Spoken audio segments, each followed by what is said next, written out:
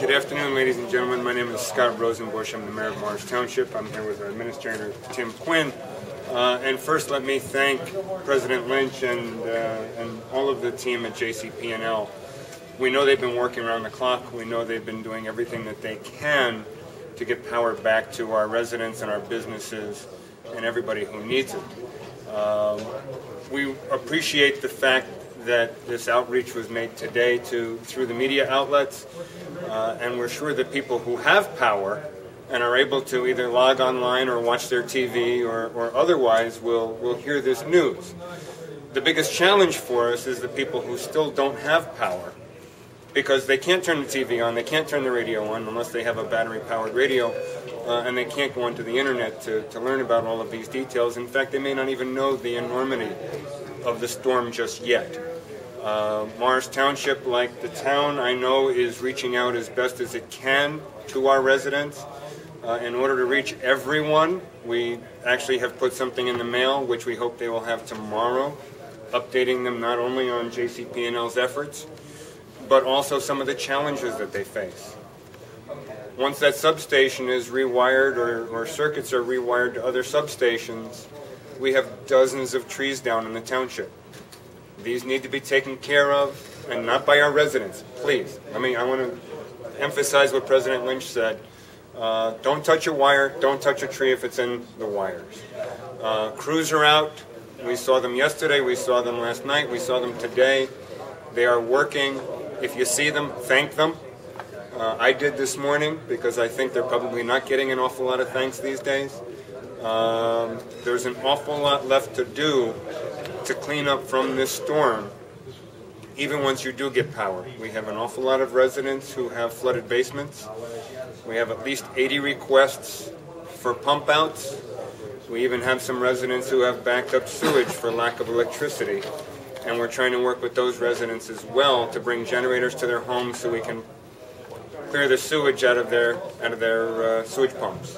So if you have a problem, call the township, 973-326-7360, and we will do what we can to help you. But again, thank you very much to JCP&L for all their efforts, and please, and I know you will, continue to keep us informed as best you can as to how the progress goes. Thank you very much, Mr. Mayor. Sure, thank you. Good afternoon.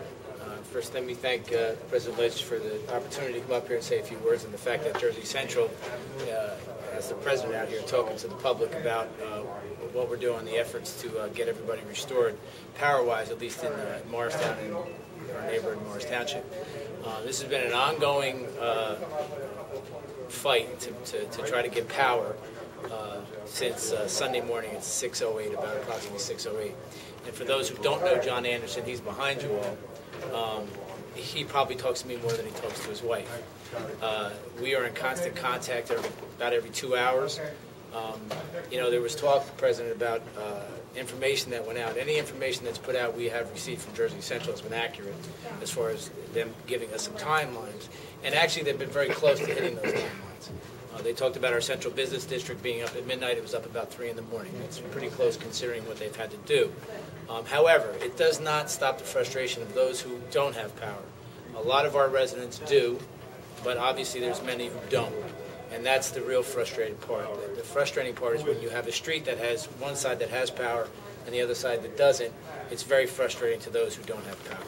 So we are very cautious and very understanding of the needs of the community, and we are working hand in hand with JCP&L to get this restored. The President touched on some issues they're working on today and tonight, and hopefully we'll see some more changes today that could benefit the community, both Morristown and Morris Township. So we're keeping our fingers crossed on some work that they're doing. It's very unique situation to lose a complete substation. It's very complicated. They've done a good job with getting power to a number of our residents into our downtown business district, but yet there's still more work that needs to be done. They have I think, in a unusual way, probably have not had to deal with this at this level, to tie as many circuits in and to phase as much power in from the outside in and now about to what they're embarked on is another major move to get more power back to Morristown. Is almost like bypassing the substation with power. So we sit and we wait, and we wish them success today and tonight, and hopefully we'll have some better news this evening and tomorrow. For those, again, who are suffering the lack of power and no electric in their homes, any medical issues, obviously neighbors should talk to neighbors. We're going to be prepared if this doesn't work today to go into another plan of action with Office of Emergency Management, and that's Capt Sarinelli to my left, who's part of the emergency management team from Morristown, and we'll be on the ground later today and this evening with our Office of Emergency Management, waiting to see what happens with JCP&L's next phase of restoration, and hopefully we'll have some good news for the town and the township. Again, I'd like to thank the President for giving us the opportunity to come here and say a few words, and if they want to ask a question, that's fine. But taking the time to explain to the public what happened, the devastation of losing a substation. I got to tour it yesterday, and it is a devastating sight to see what that river did to that substation and was the cause of all our outages in Morristown. So again, we appreciate the time that you came out here and the time that we get to speak a little bit to the public to let us know that we're working every minute of the day to try to get power back to our residents, and we will continue to work every minute of the day until we get that power restored. Thank you very much. Any questions? Yeah, just so I'm clear, so Morris Township, you hope to have them all back by when? We're hoping that with the restoration of the Morristown substation temporary solution sometime today, we should bring in most, if not all, of rest of Morristown and Morris Township. That includes people that have tree problems or just substation problems?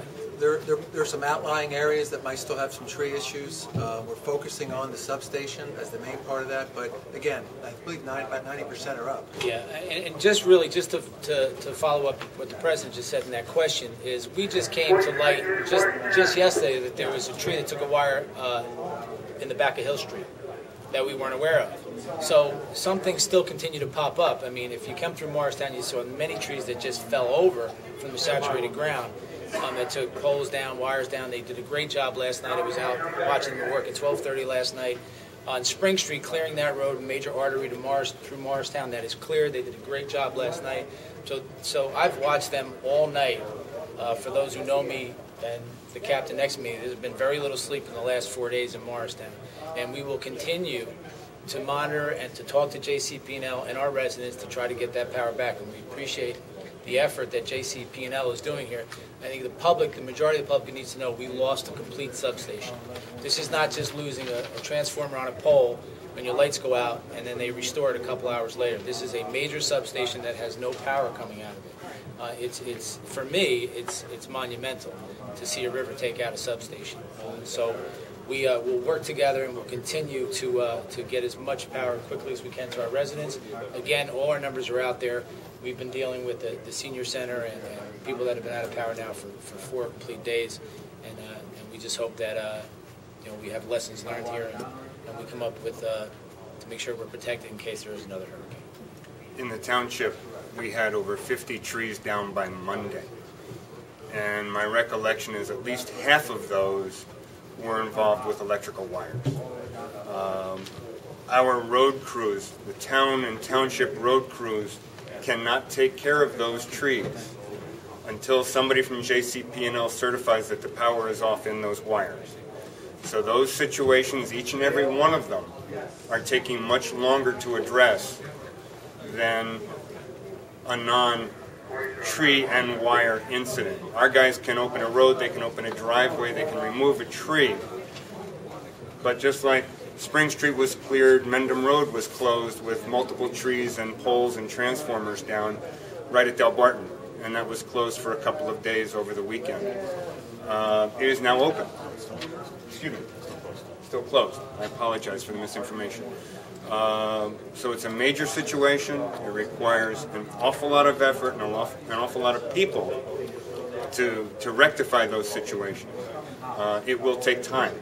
So just because we've got power coming into the grid or into the town and township doesn't mean they can get it out to each and every house just yet. But but they're doing what they can. Captain Sarinelli, have you had any instances of people trying to take advantage of the situation, burglaries, fender benders because of the traffic lights being out, stores being broken into because there's no power? I believe that there may have been one or two minor fender benders that I can't directly relate to the storm. I can tell you that with power being out and a lot of the intersections are controlled by police officers at key intersections, and a lot of people are actually more cautious while driving at this point. So I would like to just reach out and thank the public, as a matter of fact, because their contributions also help the officers that are in those intersections that are very dark, that don't have power without the traffic control system in place. So I think everybody stepped up to the plate, including the public and our residents and citizens, the people that travel through the town have really contributed in that way. And there's been a little bit less vehicular traffic as a result of that. We did have some congestion, but we worked through that and working quickly to get Spring Street cleared. Again, we're coordinated with John Anderson and the crews that came out there were amazing. We got it done, and we're up and running as best we can, given the circumstances. And people have been very patient, so that's pretty much what we have. In terms of crime, though? As far as crime, I didn't see any indications at this point at anything that would contribute or be relating to the storm, or looting or anything of that nature, or anything that would be an opportunist per se, taking advantage of the fact that we didn't have the power on. But we have increased our patrols and increased our vigilance as far as being proactive to control some of that, even if it were to occur. All right, well, thank you. We need one more question. All right. Mayor, is this the longest power outage in the history of your town? It's a great question. I don't know. I would think this is probably the longest that I'm aware of. I know they had issues in '99 with Floyd, which is one of the reasons why that flood wall was built in '99. That didn't come close. It didn't, but this was a. I'll tell you what, we're fortunate. There is a lot of devastation that took place as a result of Hurricane Irene, but those who were on the ground, as we were all night long, didn't see the wind as what we thought we were going to get. And we had a lot of trees go down, but if it picked up to 60 miles an hour and 90 mile an hour gusts, there would have been a lot more damage to the wiring through trees. So there is a little silver lining, not much, because these residents are still out of power, but that was a little bit of a silver lining, that the wind didn't come like it was predicted, which probably kept a number of trees up and a number of wires still intact. So that may, in the end, help get that restoration back up within 4 or 5 days. But I can only tell you that JCP&L, for all the issues that we go through in Morristown with libraries and manhole covers, they have had a very, very good effort at staying communicative with the town, OEM, with the township, and we do appreciate what John Anderson has done as far as keeping us informed and the public informed. All right, well, thank you. Scott and Ron can give the members of the media a little tour